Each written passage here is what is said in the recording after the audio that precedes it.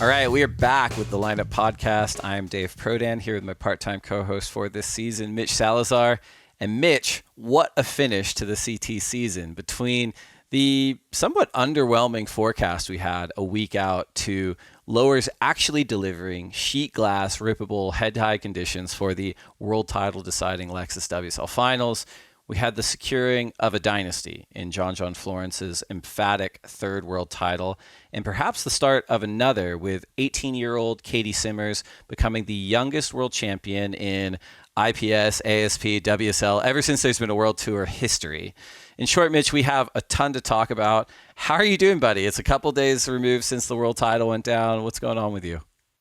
Well, pretty exciting day, first of all. As you said, underwhelming swell when we were looking at it from the long range, but it eventually became, real fun that day on Friday. And it was real nice to see both John and Caity win too. The two most consistent surfers out of the year were not only awarded the World Championship, but I think they really performed in a day and in a format where neither had really excelled in. It's John's first time competing here in this kind of format. But as he said a few years ago, he made it a plan and a challenge to himself to be able to perform at the highest level in any kind of situation. And that was kind of what we saw on Friday. For Caitlin Simmers, I think we're just seeing a big shift in momentum in a generation, and seeing her and Caroline go to 3 heats in that final match to me was amazing. Especially that first heat, I feel like it's really going to go down as one of the best ever served. Especially when you just look at the scores. But I thought the two best surfers on the planet won, that day, and not only that, I thought that the day itself was one of the most exciting I've ever seen. I thought a lot of the men surfed great. I feel like on the women's side, there are probably some of the women, including Carissa Hennessy, that probably wanted to perform a little bit better. But given the waves, I thought the circumstances, everything, it turned out pretty well, Dave.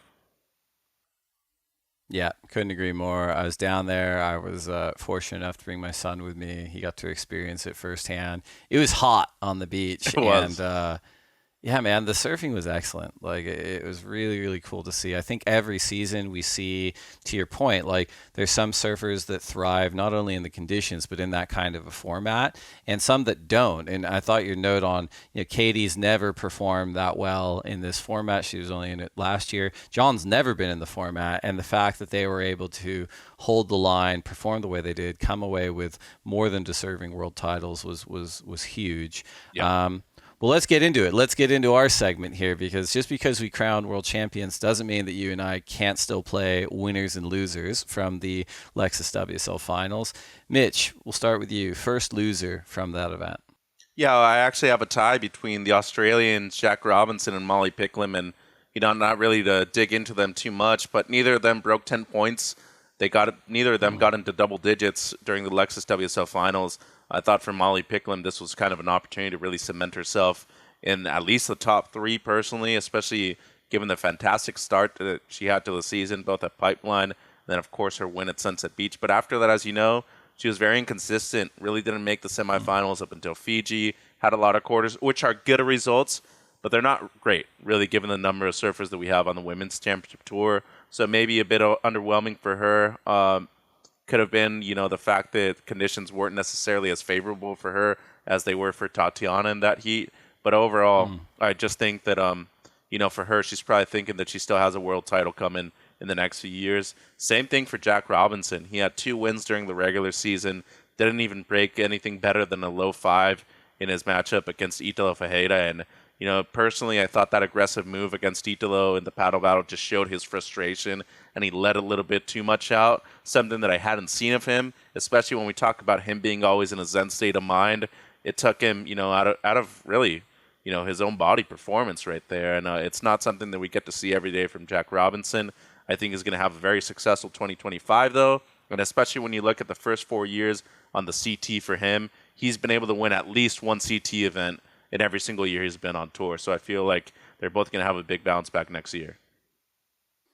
That's a great point. I mean, both of them incredible performers at certain venues on tour. I mean, Molly may have the biggest turn ever done at Sunset Beach in the bowl there. Man, women, whatever, And Jack Robinson's been so impressive the last few years. And I know Molly, it did seem like she was a bit under the weather in the days leading up to the event, and for sure that can play on your performance. And then Jack, he seemed hyper-focused. He had his beautiful wife and son with him, good support crew around him. But I think when you look at that field at that kind of a wave, like you get Ethan's speed and rail surfing, you get Italo's dynamism, you get Griffin's kind of like comprehensive approach, and then obviously John, who you could argue has sort of a level even above that field. I think Jack is so good at so many different things, but against that kind of a competitive field at that venue, he probably is the underdog in a way. And I think you didn't ever really see him click onto waves, whether it was doing turns, whether it was doing airs. And he's usually so focused, right? Like you're like, oh man, like he's going to put together like 7s or 8s at a minimum. And I just feel like he didn't get to surf the way he wanted to surf because he was trying to play someone else's game. But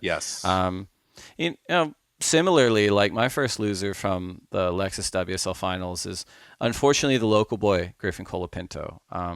You and I've seen it. Hometown heroes, they rarely have an advantage in competitive surfing. Yes, they absolutely have the experience at the venue, but you also have that counterweight of all the community's expectations. And the San Clemente community has turned out in droves for Griffin over the past 2 years. Last year, we had the huge Matthew McConaughey ad for Griffin. There were legions of fans. And I think last year was actually considerably more bombastic compared to this year, where I think for sure the community was enthusiastic, but it felt like Griffin was making a concerted effort to quiet himself ahead of this year's finals, maybe just to feel something a little bit different. And to be fair, Griffin looked so solid in the Thursday warm-ups, as well as most of his bout against Italo Ferreira. But I think most pundits would agree that Griffin actually got the wave he needed at the end of that heat. He needed to score a 7.15. He only put in a 7.0. Even that may have been a little bit generous. And I think if you rewatch the wave for Griffin Colapinto, that was safety surfing. One slightly more dynamic turn on that wave across the entire kind of run, an Andy turn or an Ethan turn, of which Griffin's more than capable of doing to mix up the ride. I think he gets the score. Do I think he would have been able to overcome John? Not necessarily, but I think he's likely kicking himself that he didn't just give it everything he had on that last wave. Right. That's an excellent point, and I was actually reserving that for my biggest loser during this segment. Is safety surfing, but I just think that overall it's a concept, especially at lowers, even if it's small, Dave, on a day where you can potentially decide your fate of being a world champion, and for somebody like Griffin who knew. And that's why he was so focused this year, like in comparison to last year. Didn't want any of the McConaughey kind of thing or stuff like that. He wanted to be ultra focused because he knew that this was probably going to be his last shot at a world championship at his home break. Surfed great last year. Unfortunately, was just outmatched by a good amount against Ethan Ewing. This year, as you said, maybe left a bit too much on the bone right there. In the end, it was a close heat. I could have seen him still winning the heat personally. I just feel like his wave selection was really good, but as you said, there wasn't as much risk in a lot of those maneuvers that he was selecting on these waves. Whereas Italo the entire time was trying to hit the lip. He was surfing on rail and maybe a bit more protective. You can't be overprotective in a situation like this. You're fighting for a world championship. And that's the number 5 seed who came in. Imagine what you have to do against the number 1 seed. Like, you truly have to prove that you're beating the number 1 surfer in the world. So, no, I fully agree. Safety surfing to me wasn't something that necessarily needed to be on display that day. And unfortunately for Griffin, not only did it cost him a world championship, it might cost him the one that he was searching for at home too.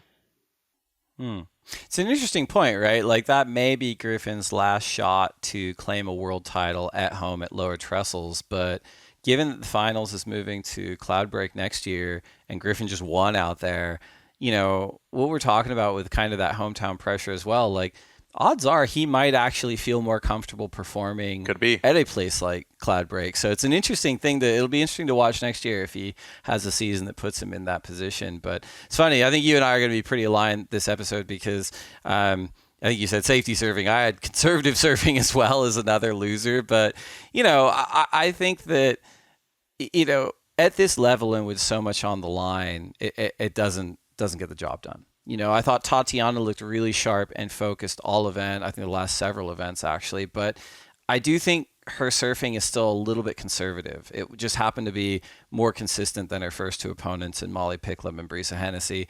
Then she ran into then reigning women's world champion Caroline Marks, who outperformed her slightly, but I still don't think Caroline was quite pushing it. I think if you look at the start of Caroline's wave, she's not really opening up the throttle on those opening turns. She's surfing beautifully. She's connecting the dots. She's getting the job done. But after she's sort of done the meat and potato stuff and she kind of goes into that inside Wally section, that's where you saw her unload a little bit more. But it did feel a little conservative. And I think that Caity is maybe the only one in the women's field who didn't surf conservatively. And in fairness, it almost cost her the title, right? She didn't win that first match against Caroline. I mean, however, the risk and the reward at the end of the day, you may be able to survive a few heats in sort of connecting the dots, but you're not going to take home the title. And on the men's side, I thought Ethan looked sharp. I always want to watch more of him, but I thought he looked like he was pushing it. Italo, you mentioned, he was so impressive, and he was absolutely pushing it on every wave. Pretty much from the time I saw him paddle out for the warm-up on Thursday until he lost, like every wave was just redlining. We talked about Jack. He looked a little bit out of sorts, and we talked about Griffin. I think John, he laid it on the line during that first turn of the second match against Italo, and he was rewarded for it. So, it's never not going to be difficult with surfing's kind of dynamic field of play, but at this level and with this much on the line, I think you're just better off to go down swinging. True. And I think it's really important, once again, to clarify to both our viewers and our listeners.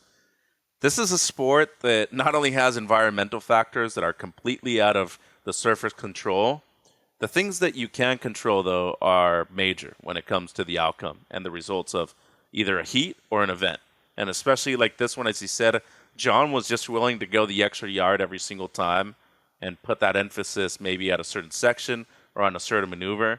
And I feel like that's why he ended up becoming world champion. On the women's side, though, I didn't even think it was close. I thought Caity's diversity of maneuvers, her selection, her maturity in a lot of those matchups, given she did lose the first heat in the title match against Caroline. She had nearly 17 points, though, and she lost the heat in the last 6 or 7 seconds. So I just felt like we saw somebody completely different.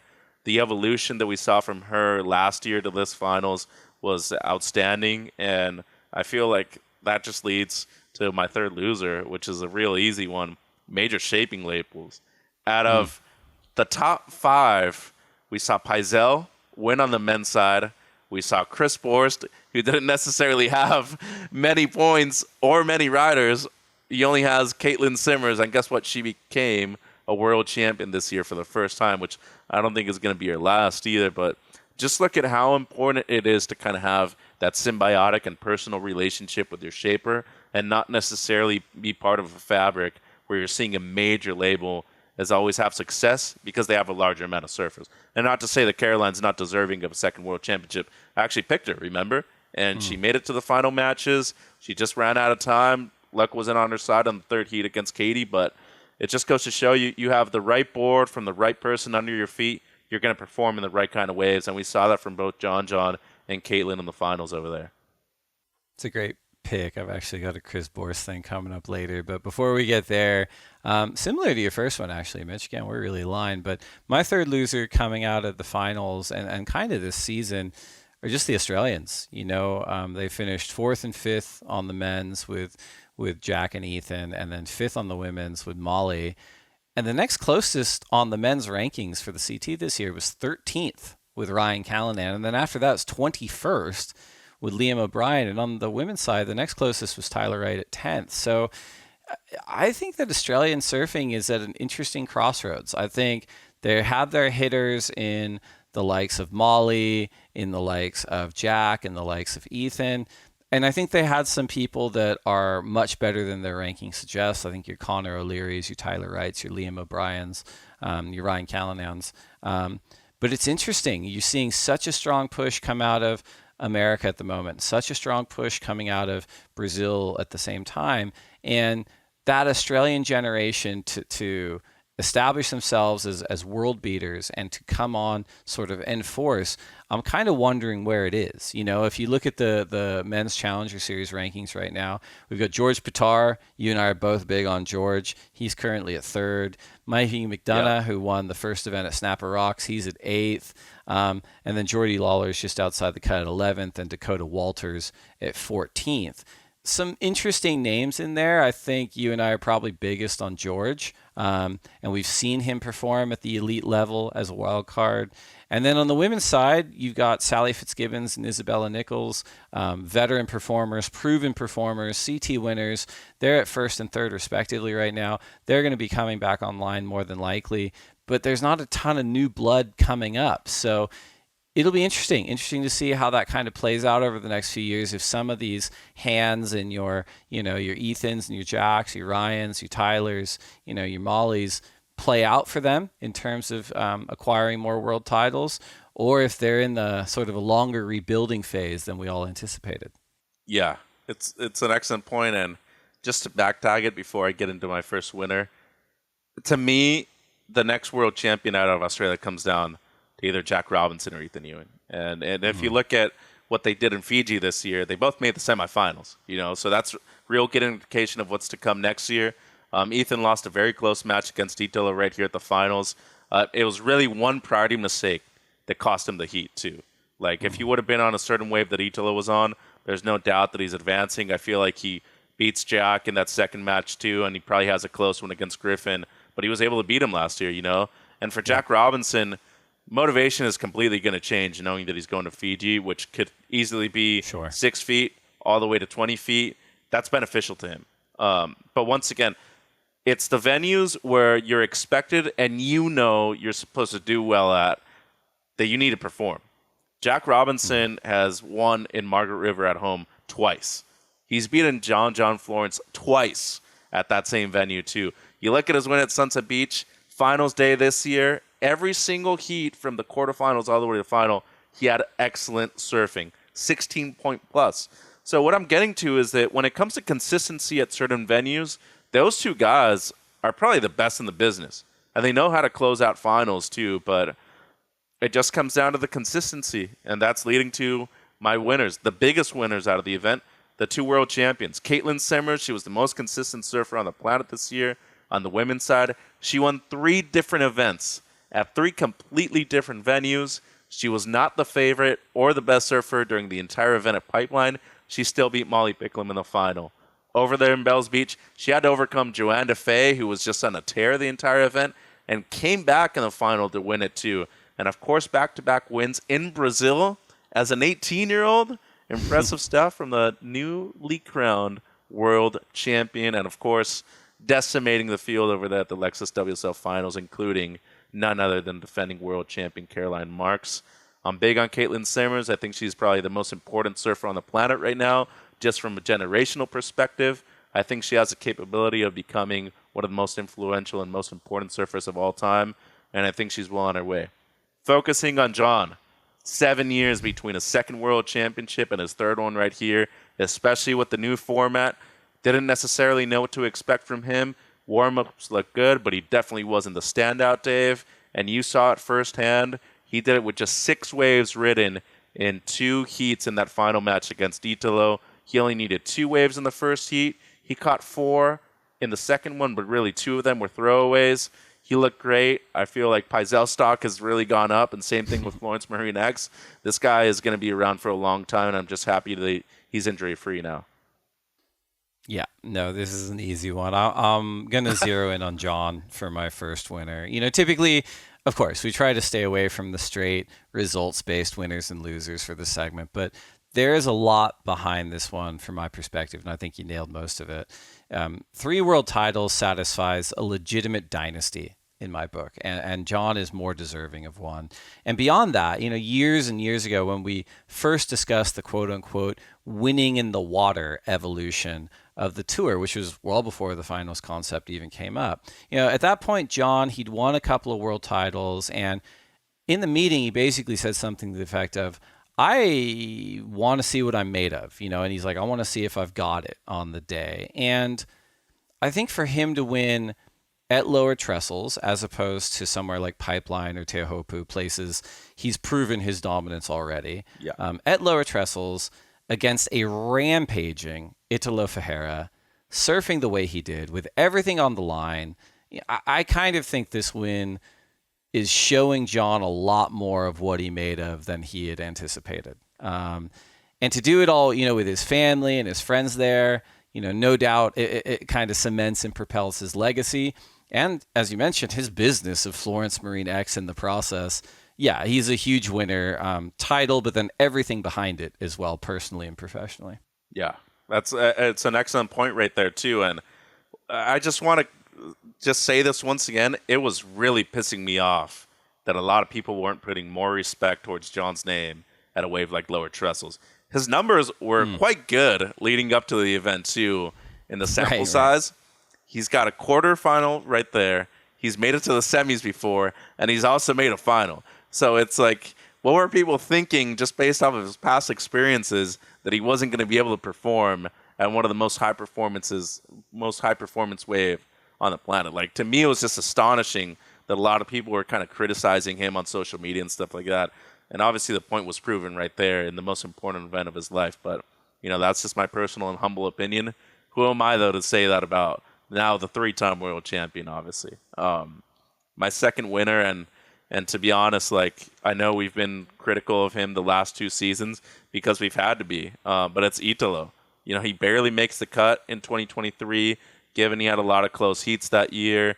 He felt like he'd, been a bit misscored on a lot of heats. We all remember what happened at Bells against Jack Robinson a couple of years ago, real close heat, and since then, I kind of felt like he went downhill. His confidence wasn't necessarily there. He's probably overthinking things. Last year, barely makes the cut. He was kind of a filler on the CT, really. Finished mid-tier, half of the pack. And then this year, he was one of the last people to actually make the cut at Margaret River to wins a real close heat against Kate Matson, I believe in the round of 32 over there in WA.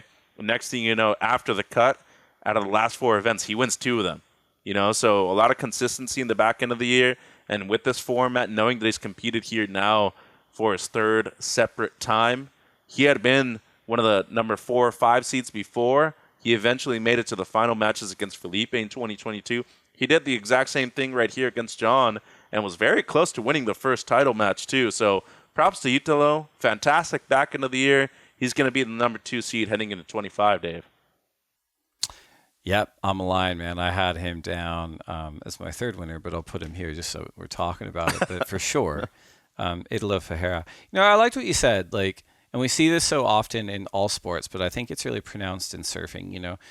For someone like Italo, who, and we've talked about before, he ascended with the Brazilian Storm, but it was there's 6 of them or 8 of them or 10 of them. You've got Gabriel and Felipe and Miguel Pupo and Iago. It's there were so many of them, and he kind of didn't have that much hype when he qualified, and he was good immediately, but he just continued to develop and got better. And then within a few years, he's the world champ, 2019, right? And I think for anyone, but especially for a kid from, a small community like Baía Famosa, that's such a radical life arc, and it comes with a lot of learnings and teething, and you're on the up, and then when things don't go your way, whether it's scores or results or whatever, it can be hard to process because it's been sort of an ascent that was so fast. And you made the right point. He has been a bit of a filler the last few years on tour, but he entered this year's finals as the 5th seed, and his run was just nothing short of incredible. He was absolutely vibrating with energy on site, seemingly kind of defatigable. Every heat he would finish with such high points, he'd come in, he'd look like he'd have more energy than he just left with, and he'd take that into the next one. Match 1, 15-4-7 to best Ethan Ewing, who we talked about, looked excellent himself. Match 2, 14-5-7 to really trounce Jack Robinson. Match 3, 14-4-7 to edge past the local boy Griffin Colapinto, and then a super valiant effort of 15-5 and 16-3 in those final losses to John. So this was easily Italo's best finals performance, and I think between that and what you talked about, the way he capped off this season, winning in Tahiti, I think it bodes well for him being a real threat in 2025. He looks focused. His surfing is sharper than ever. The angles are more critical, and I think his air game's never been deadlier. So for sure, that's my second winner as well. Talk about a damn consistent event, though. I mean, at least a pair of sevens every single heat you're surfing. Like, that was pretty damn good for Italo right there. And I know conditions. And like you would say, and especially the free surf too. Like anyone that got to watch that, the Couch Surfing Boys streamed it. If you haven't checked it out, you should. It was really good. They had awesome guest lists with some really good insights. But like he was lights out in that free surf as well. He kind of stuck to the lefts and he just looked amazing. So yeah, I don't think he put a foot wrong pretty much the entire time he was at lower trestles. He just ran into a transcendent John John Florence in the finals.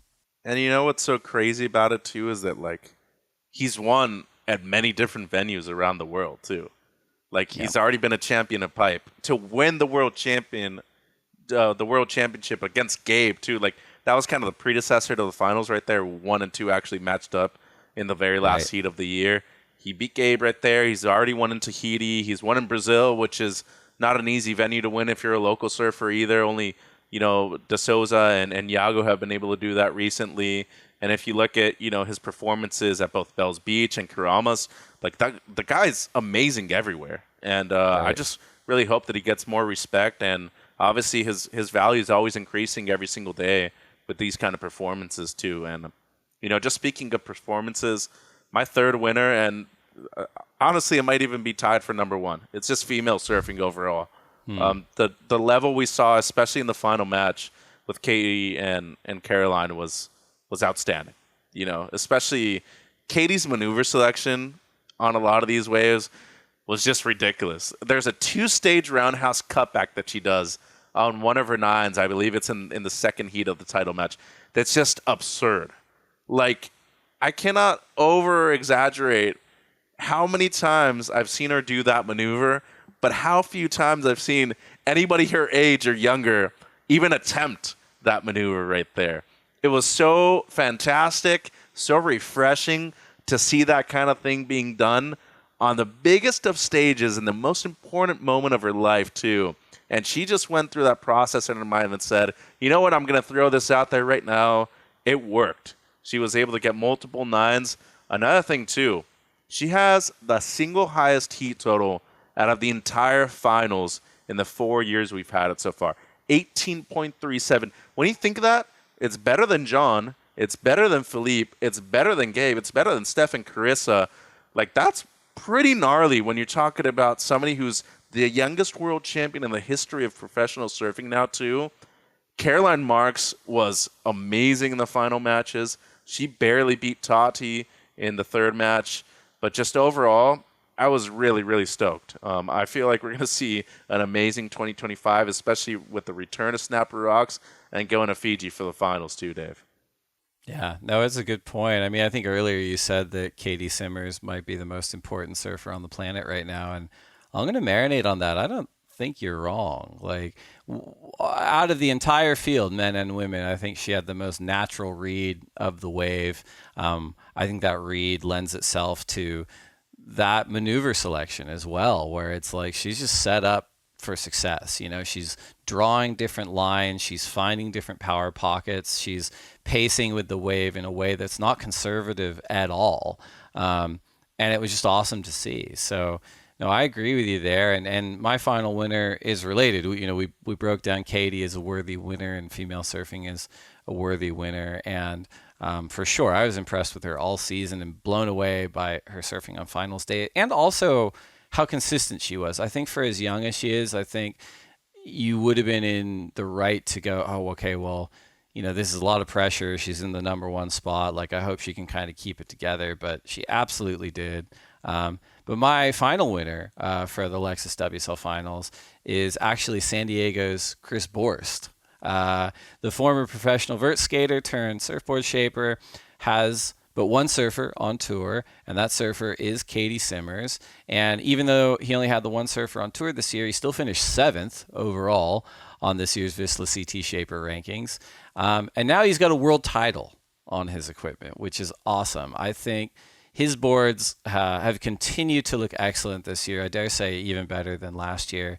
And yeah, congratulations to Chris Borst. What a program he's built. Obviously worked closely with former CT surfer Taylor Knox as well. But I'd imagine someone like Caity Simmers could ride for any surfboard company on the planet. She's choosing to go with Chris Borst, and proof is in the pudding. They both got a world title, so huge congrats to them. Yeah, and the loyalty that she's shown him too, and that eventually leads to big things. Remember Darren Hanley, he's always been a pretty big name, but because Mick and Steph stayed along with him, he became who he is nowadays. Same thing for Al Merrick and Channel Islands. Kelly Slater made them who they are nowadays, and not to say that he was the only rider, but like when you associate Kelly Slater to Channel Islands, you think black and white, you think Young Guns, you think all those performances at the CT level, especially when he made his comeback, in the mid to late 2000s. I feel like there's going to be a lot of good stuff coming out of that relationship between Chris and Caity. For sure. Well, that was winners and losers from the Lexus WSL Finals. We're going to take a quick break to get a word in from our sponsors. And when we come back, we're going to play a game for the Vissla CT Shaper rankings. Don't go anywhere. Okay.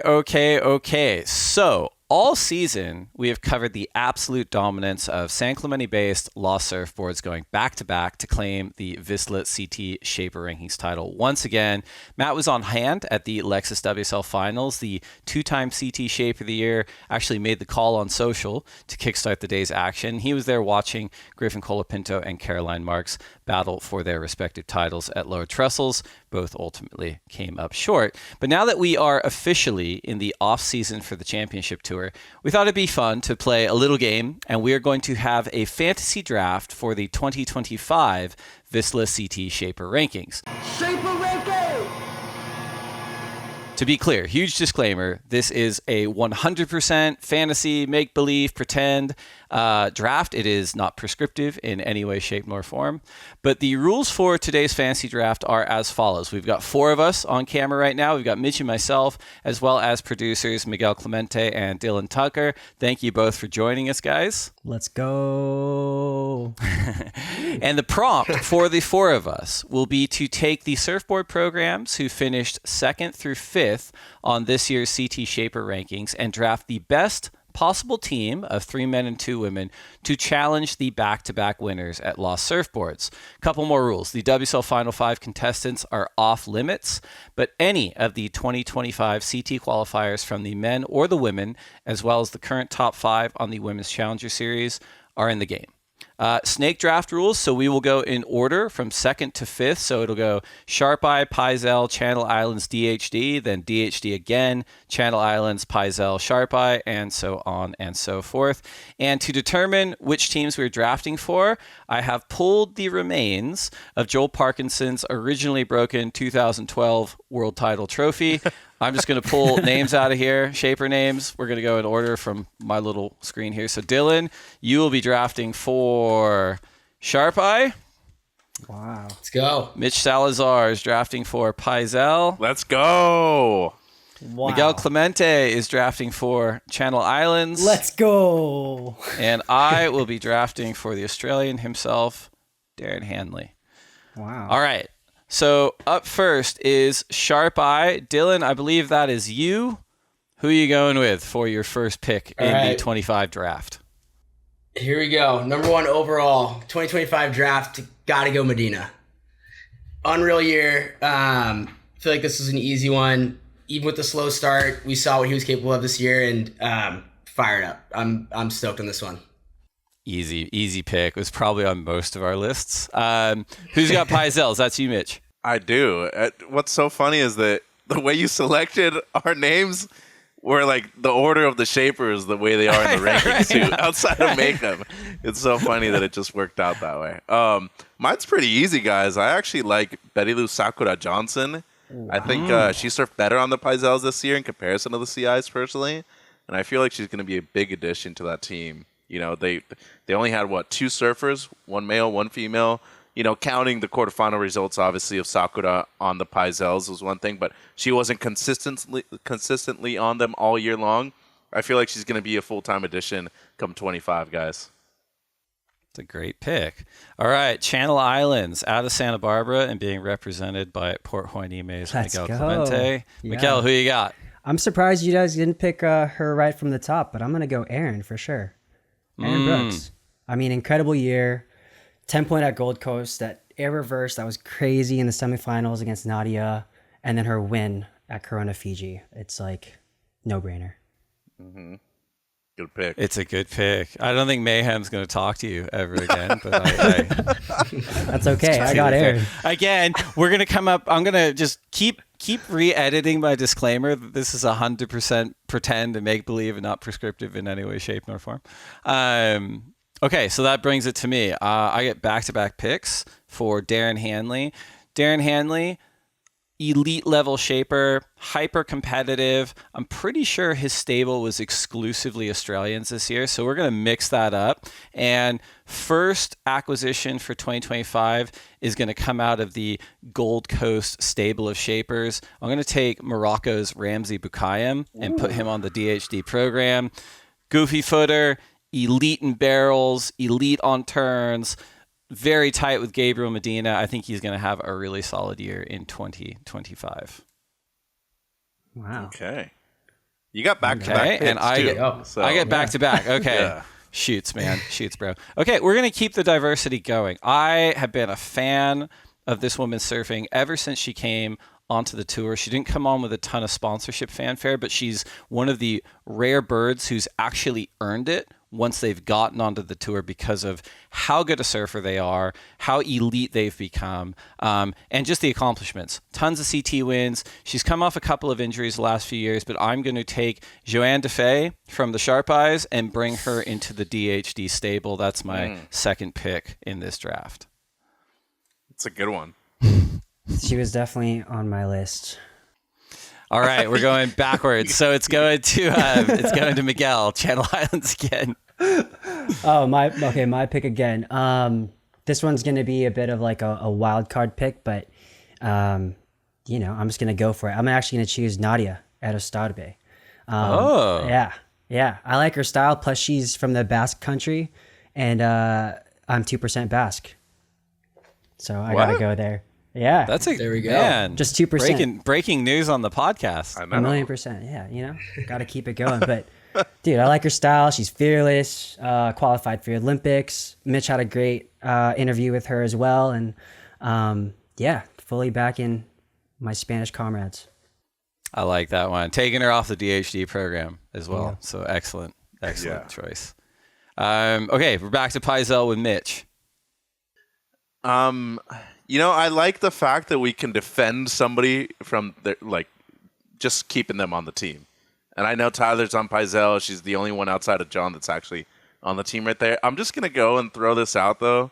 Matt's going to hate me if he actually listens to this episode. I feel like Crosby Colapinto would be a fantastic addition to Paisel Surfboards. It just fits his style of surfing, something that always fits in the pocket, real good rail surfer. We all know what John can do with a lot of these shapes. And if you look at Sakura, kind of the same thing, younger, more aggressive towards the lip. I feel like it would be a good addition. Seeing Crosby on a Red Tiger to me, guys, at a wave like the Gold Coast over there, that would be pretty locked in terms of a finals edition. That's interesting. So you're breaking the brothers up, is what you're suggesting. For now. You got to. Well, but we can't draft Griffin, though. So it's fair. It's if totally I fair. could, I'd probably get both. Fair enough. All right. I like it. Dylan, we're back to you. Nice. Sharp Eye. Okay. All right. Sharp Eye. Okay. So this pick had an electric year, full with the next gen wave, women's surfing. I think 2025 is going to be a big year for her. Crushing her rookie year. I'm going to take Sawyer Lindblad from Lost. Bring her over to Sharp Eye. Man, we better hope Matt Biolis isn't listening to this. We're just or Jan or anybody. I mean, I guess it's a compliment when you think about it. They've got such a loaded team at the moment by virtue of the fact that they've smashed everyone this year. So, all right, I like that pick. So you get to go again, Dylan. You go back to back. Go. Oh yeah, back to back. Okay. All right, next pick. I'm gonna go with. Let's see. Okay. Love his style. One of the sickest rail games. I'm just going to keep cherry picking across the board. I'm going to take Imai Kalani from Channel Islands. I'm going to bring him over to Sharp Eye. It's a big move. Okay. Let's go. Because he's like one of CI's like biggest free surfers too outside of the jersey, you know? Like he always has a lot of real good clips of their boards and stuff. It's a big move for CI right there. Took my guy. It's a big move. Love it. Poached my All right, guy. Mitch, you're up. Back to Paizel. You've got Betty Lusakura Johnson and Crosby Colapinto so far. Yeah, and I mean the other guy I got a draft right here just based off the opportunity. You guys let him go. It's my fellow goofy footer, Yago Dora, who's just outside of qualifying for the top 5. Let's go. He's a good friend of mine. I was just crossing my fingers that you would, man. It took you a while. Like I already got, Deal. you know, a lot of the surfers out of the way, and he was just such We're an also caught in the important pick middle, to me. Mitch. We can't. He fell out. He fell out of the first and second round. So Yago went in the third round. I think that's a steal. Yeah, for sure. Steal. Like he went under the radar. He's just too good. Like he's such a versatile and complete surfer. You know, it would be a fantastic addition. Team Paizel. All right. Nice. Miguel, you're back. You've locked up your women. First two I was picks. gonna You've say. got Aaron Brooks and Nadia Erastabe. You got to load the men up, dude. I know. I'm on it. I'm gonna go. Shoot. I'm gonna go Kanoa. I'm gonna go Kanoa Igarashi. I'm gonna take him over to Channel Islands. I think he'd work really well on those boards as well. It's like we kind of discussed it all season. It's like a relationship thing, right? And I don't know. With Sharp Eye, maybe the relationship might not be fully there. But I don't know. I feel like with Channel Islands, it's just such a long history with that. Maybe if they start developing something together, they can really do some damage on tour. But I think he's hungry. He didn't have his best year this year, but I know he wants that title more than anything, I'm sure. So he'll come back. I just feel like it's going to be like a little flip switch click thing in his head, and all of a sudden he's just going to be dominating every event, and we're just going to see Kanoa just thrash the stops on tour. So a homecoming for Kanoa Igarashi for you, back to Channel Islands. He was famously on the program, went to Sharp Eye, surfed well on both. I think that Channel Islands loves a prodigal son returning. Like, remember Bobby Martinez had a little flirtation with DHD for a few years, came on back. So I'm sure the door would be open for Kanoa Igarashi to come back there. bring him back. All right. It's my turn. I got back-to-back picks here. Man, you know what? Like, there's still so much talent left on the board. And I'm going to do a homer pick here. And, man, Jason Stevenson better not listen to this after my go here, because I've taken Ramsey. I'm now taking Ryan Callanan. I love Ryan Callanan surfing. I think Ryan is always motivated to push his level on tour, like agnostic of venue. I think he is an excellent tube rider, excellent power surfer, awesome in the air. And I feel like Darren Hanley would just have a little bit of extra juice in lifting not only Ramsey, but Ryan up to that next level. Put them in the top 5, put them in title contention on his lumber there. So, another goofy footer for me, which probably isn't a huge surprise. Okay, well, you got another one. Okay. Back to Great back. pick. I know, I got another one. Okay, let's see here. DHDs. Okay. Man, all right. This is tricky. It's getting tough. It's tough. I mean, it's tough because I'm like, now I'm legitimately thinking about how good my fake team needs to go. And I'm like, all right, who's gonna mix well together here? I'm gonna do it. Unofficial lineup team rider, Gabby Bryan, taking her off of Lost Surfboards, putting her on DHs. Power surfer, probably didn't have the Fiji event she wanted. Would have loved to have seen her on the super glassy day last week at the Lexus WSL Finals at Lower Trestles. A little change of pace. Lost has got a big program. She can slip right in on the DH program. get a lot of attention, Hawaii-based. And she's already working with Richard Dog Marsh and those boys, including Connor O'Leary, who's a DHD team rider, and Ryan Callanan, who, according to my fake draft, is also now a DHD team rider. So I think they'll all have good notes to compare inside that camp. So yeah, Gabby Bryan's coming on the DHD program with me. That's a good pick. Nice. Yeah. Got some power. Power on your team, Dave. Okay. I'm feeling good. All right, Is so it back you're to on me? your fourth pick for you, Miguel. I'm also kind of surprised you let this gentleman slip through because he's had a pretty good year. Started off with a bang. Kind of snuck in 2022, I believe. But No. 23 No. got a win. No, actually, no. 2022 got the win, right? At Hurley Pro. Okay. And then this year, 24 at Pipe, got the win again. I'm talking about Baron Mamiya defending for my guys. Let's go. Nice. Channel Islands. Protection. I like that's a great pick. Great pick. You just changed like my whole scenario right there for like my dream Well, team. you did with Yago, so it's just payback. Okay. Well, you took away Baron, who, dude, once again, guys, like, how is this guy not in the top 5? You know, like he's a world title contender. He's too good. He's too complete of a surfer, from my perspective, really. When he wants it, There's he another gets one. it type of guy, you know? Huh? Under the radar, in terms of just like how athletic she is, has to be Erin Brooks. I'm taking her. She resides take on her. Oahu. She already can't got take her. taken, bro. Miguel took her. First round nice. draft pick. Yeah.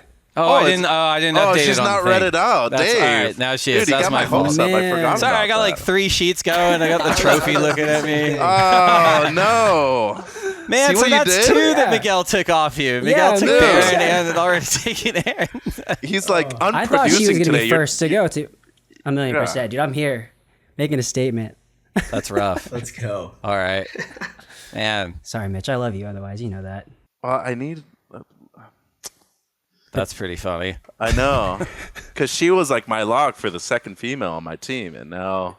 This is that Jack moment. She was with literally Italo. Miguel's first pick. Yeah. I don't like. It Taking feels like her. so long ago. We've had so many picks since then that I'm just like, okay, I'm just gonna throw this out, especially after how good she was at the start of the Challenger Series season. I know the last few years on the CT she hasn't done very well, but like Cy Fitzgibbons is doing super well on another Hawaiian shape in TNC. She's coming over to Paisel, and she's gonna be my second female on the team. She's Wow. just way too consistent. I feel like she's going to have a resurgence too. Like, there's no doubt in my mind that she's qualifying for the CT, and like she just doesn't want to stop competing. So I kind of like that tenacity in her, and I feel like she's going to be a good addition to Team Paisel.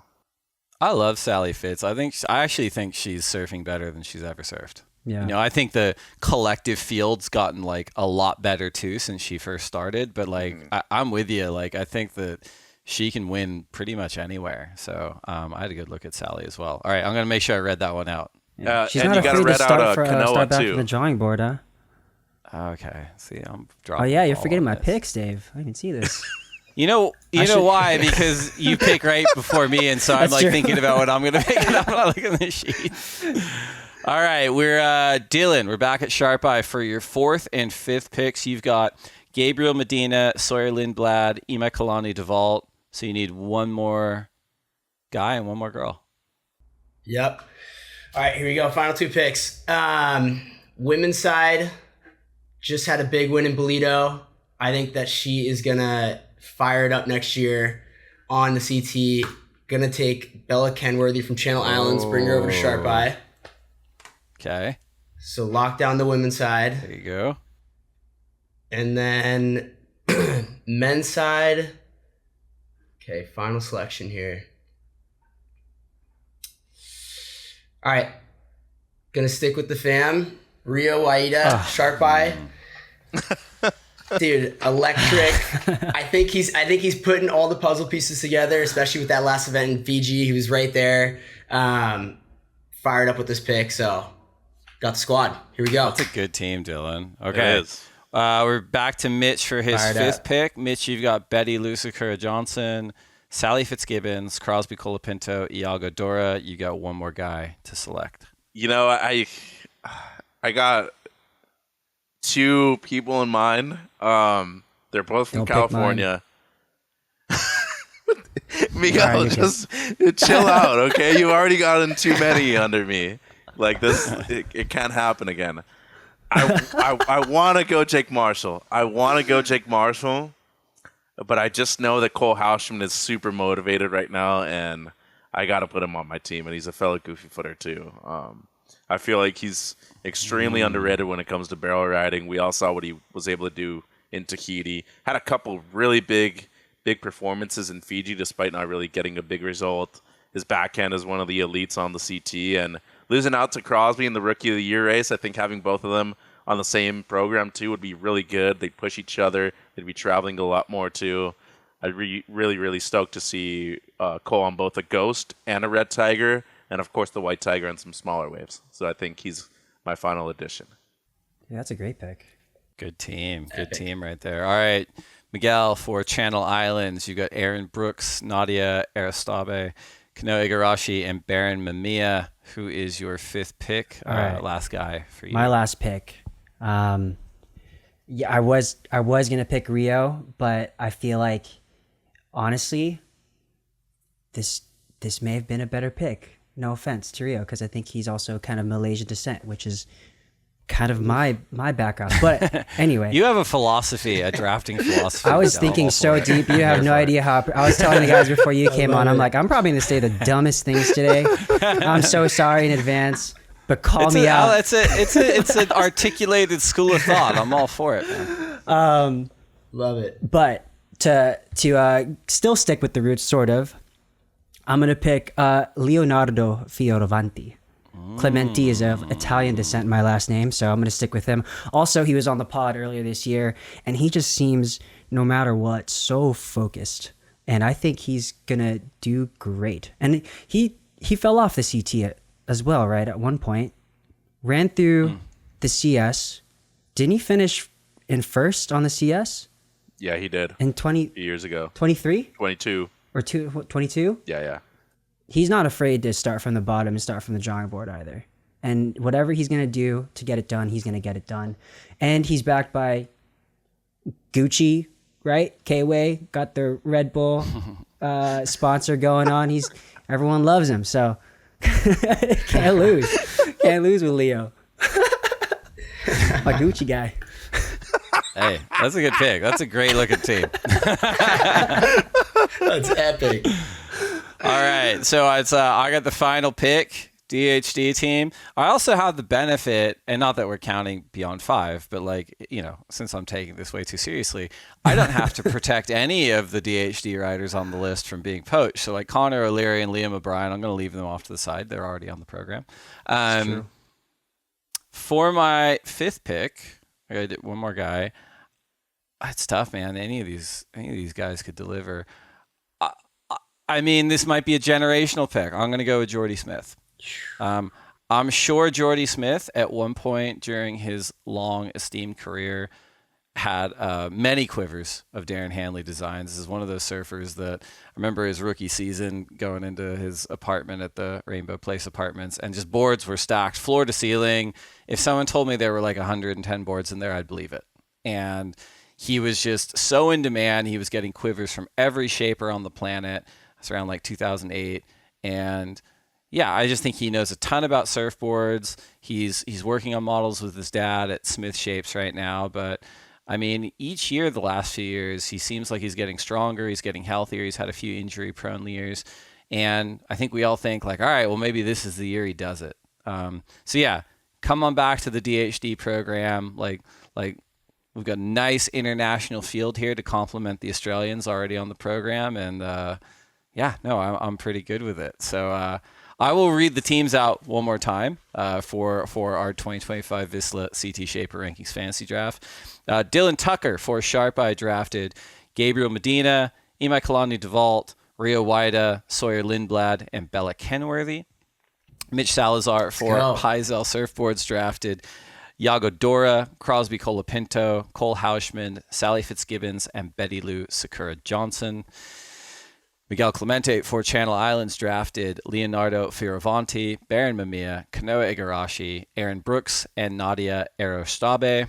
And myself for Darren Hanley Designs drafted Ramsey Bukayem, Ryan Callanan, Jordy Smith, Joanne DeFay, and Gabriella Bryan. Pretty fun. Maybe we can do like a little graphic up and put it on social so people can vote for which team came out the best.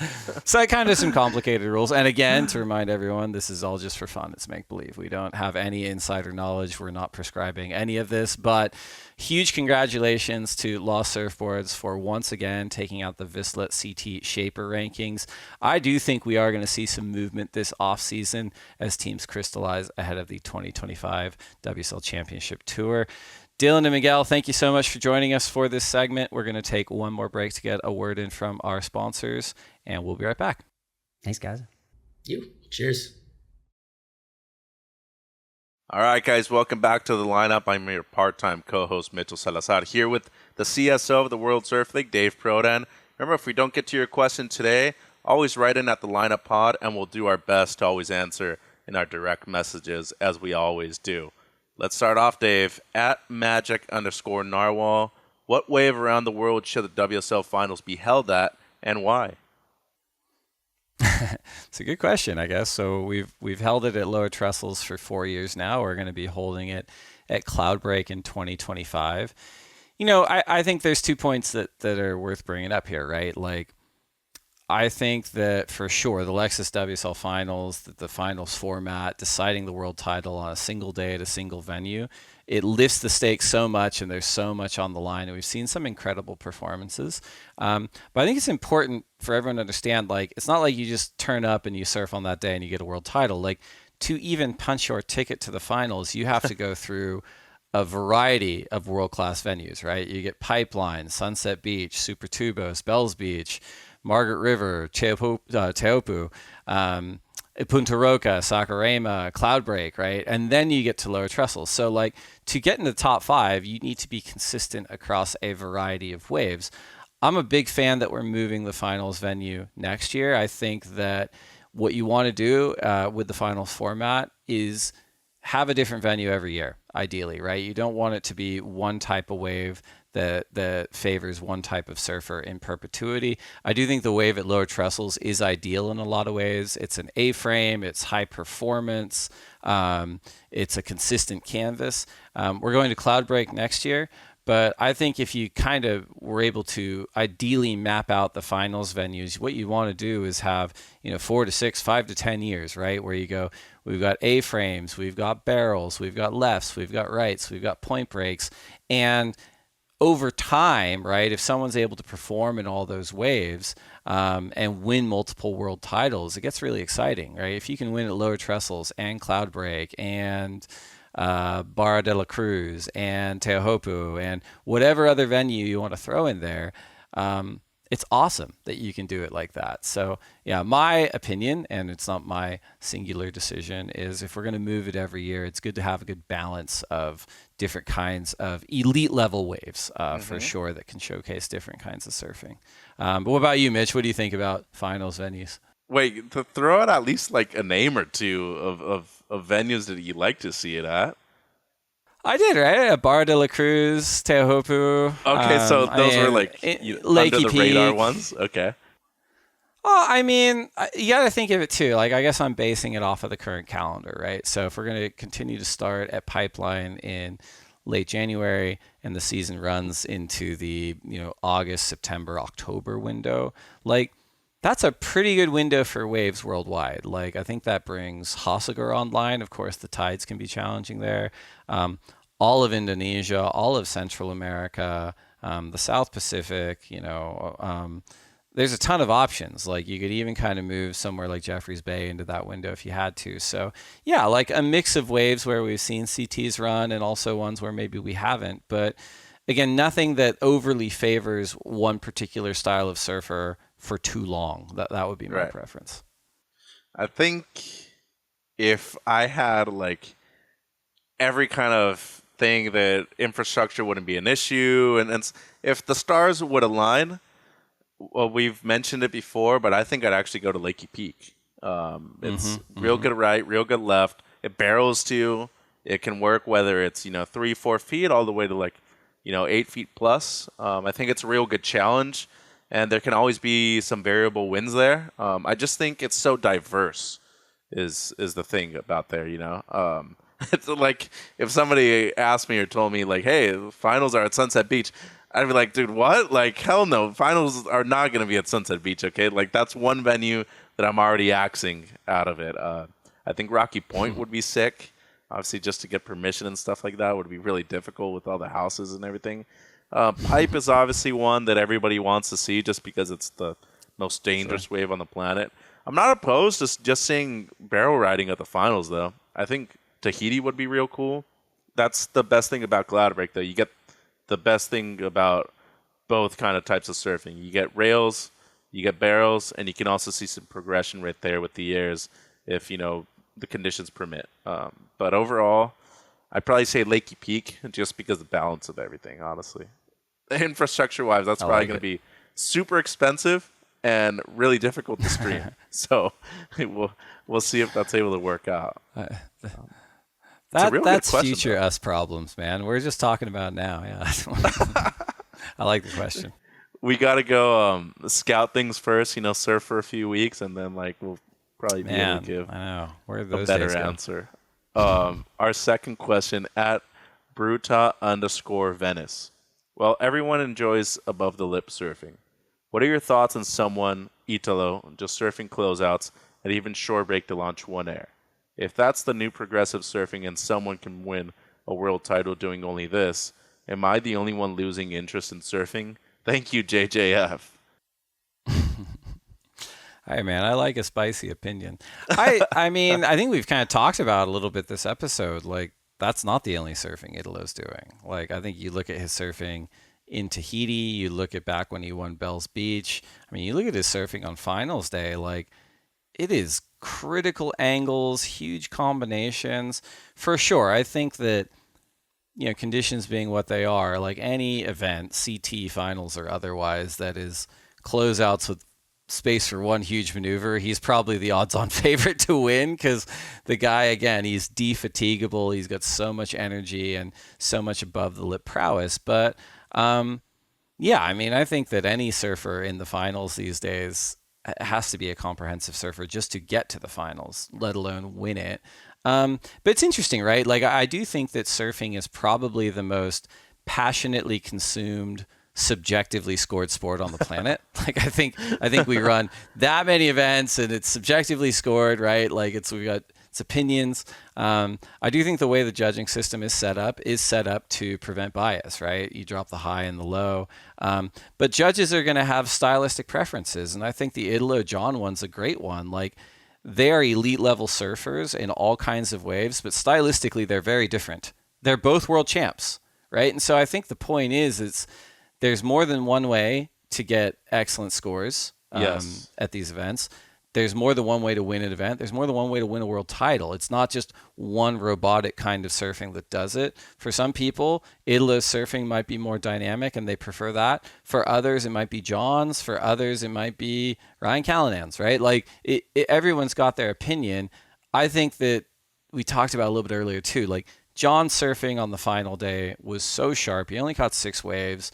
That first wave he caught in the second match and that everything on the line turn, I don't want to be hyperbolic, but if more recognized experts than I came to me and said that's the biggest turn they've ever seen at lower trestles, I wouldn't be one to argue. It was huge and super critical and just a different kind of surfing. And I think he had to do that surfing to beat Italo, which I think is exciting. So, yeah, I guess I don't know if I answered the question, but what do you think, Mitch? Well, just backtrack what you said about John's turn. Dude, when we were doing the broadcast and we were able to break it down in slow-mo, especially when Richie was able to bring up Telestrator, it looks so much gnarlier, too. He digs his nose in, and it's just nasty. And I agree. I actually think it might be the single best rail maneuver we've ever seen at lower trestles. And that wave's been around and centered around high-performance surfing for nearly 40 years. Martin Potter, Christian Fletcher, Dino, Colohan, Dino, all the best American surfers, including Kelly. All the Chris Brazilians. Ward, 1998, on his backhand. What's really going wrong? That's probably 1 and 2, John and Chris for me at the moment. So it's like when you reflect on that and you're like, okay, to answer his question, that's still a single maneuver. I know it's not above the air, but the meat of the 9.7 came off of that one maneuver, you know? And as you said, I think the best way to explain it is that there's not necessarily just one way to win either a heat or to get an excellent score, you know? And that's why subjectivity matters. And it just comes down to your personal preference. Like if you're surfing within the criteria, which, by the way, John was surfing the criteria on finals day. That's why he was getting big scores. They still want to see combination of major maneuvers. So it was a single. He did more after that, though. And if you look at his second heat in that final match, as soon as he stood up on the second wave, throws the rotation, had the one big car before that. So he's already involving every single element of the scoring criteria. I do think, personally, that it is good when we see single maneuvers, especially massive airs, get rewarded. They're still the most difficult maneuver to do, you know, especially when you're involving a grab, stale fish, corrupt flip, slob, anything like that. And the section it's done on is probably the most important part of the reflection of the score. So I'm not opposed to it. Eric Eisenman said a few years ago, and that's one of the best surfers and one of the most underrated surfers on the planet, combos are still the most difficult thing to achieve. If you're able to combine every single thing throughout a wave, you're probably one of the best surfers in the world. That's why you saw John won number 3 right here. And same with Caity. You know, she was able to combine many different things right there in the final match against Caroline. So it's a good question. But yeah, I think you can win with just a single maneuver in the air to fully respond it. Our final one, a good friend of mine, Drew Stanfield, at Dad Stanfield. Who do you think qualifies to the CT from the Challenger Series? Looking at the rankings right now, some big names, Dave, especially on the men's side. Some big names. We are 4 events completed of the 6. We still have the EDP Ericeira Pro in Portugal and the Corona Saquarema Pro presented by Banco do Brasil in Brazil. I like this question. It's forward-looking. These are kind of the 2 biggest events in the off-season that will determine the balance of the CT field for 2025. I mean, look, you got 2 Portuguese-speaking countries. I think the Brazilians feel particularly comfortable in Portugal as well. They always seem to do well there. And at the moment in the top 10, well, I'd say the top 6, you've got 4 out of the top 6 are Brazilian, right? Ian Gouveia, Samuel Pupo, Alejo Muniz, Michael Rodriguez, Miguel Pupo, all of whom have been on the championship tour before. I'd almost say any single one of them is got a good chance at doing it. We mentioned George Pitar. We both like him. I like George Pitar at a wave like Ericeira, point break. He's got that point break background too, kind of rangy style. And then the current balance of the top 10, you got Jackson Bunch, who's a super dynamic surfer from Hawaii. I really like the way that kid surfs. Mikey McDonough, who we mentioned, he won Snapper to start the season off. Al Cleland from Mexico, who I think is becoming one of my favorite surfers.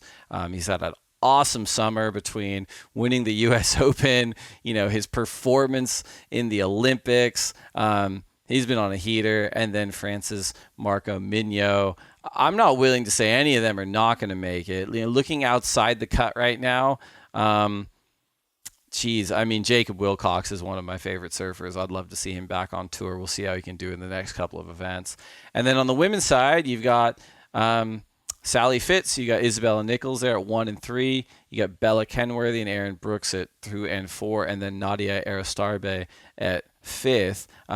Outside of that, you got Luana Silva, Vahine Fierro, Bronte McCauley, Alyssa Spencer, Sophia Medina, the younger sister of Gabriel Medina. A number of really talented women with 2 more events to go. For my money, I'd love to see Vahine make a run at it. I think her performance at Teahopu this year for the CT was inspiring. And I think it also kind of hides the fact that she's lights out good in all sorts of conditions. And so I hope she makes a run for it here at the back 2 events. But I don't know, Mitch, what do you think? CS qualifiers, who are you looking at? A lot of good names you threw out there. I think Wilcox makes a big run towards the end of the year, too. He's number 16, already has a couple of 9s, so I feel like as long as he gets at least one more ninth and makes it into the semis or better, his chances of qualifying are really high. I'm going to put my good friend up there, Nolan Raposa, say that he eventually makes it. He's just outside of the top 10. He does have a runner-up finish, though, over there in Bolito. Outside of that, though, they're all throwaways. 49th places, 3 of them. I think Allen makes it. Marco served incredibly well in Saquarema last year. He actually made the quarters. I have a feeling that he's going to qualify, too. I think Miggy... George already, I think, is a lock. I mean, I think he actually qualified. To me personally, I know the numbers don't reflect it and he's not secured, but just by making the quarters right here at the U.S. Open, like he's in. I don't feel like anybody's going to be able to overtake him. I like Jackson Bunch. I think Ericeira is a good event for him. He made it to finals day last year, and depending on how good Saquarema is, he could potentially do really well over there. I think there's 2 Aussies that I really like that kind of go under the radar quite a bit. Joel Vaughn is, to me, one of the most talented surfers in the world. He deserves to be on the CT.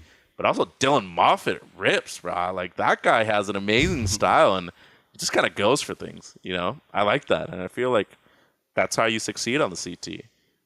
If I'm throwing in a couple wild cards here, Keijiro Nishi, real good Japanese surfer, very consistent, has 2 events still to make it up. He's right at number 37, so good ranking still.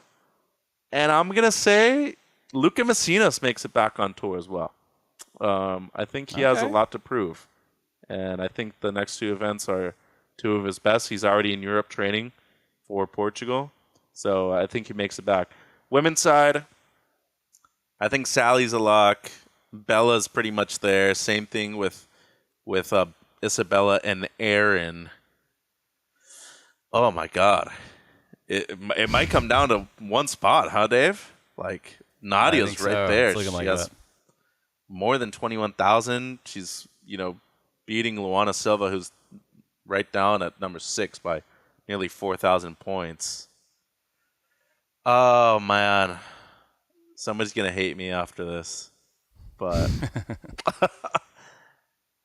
I think Aaron's just too hard to discount.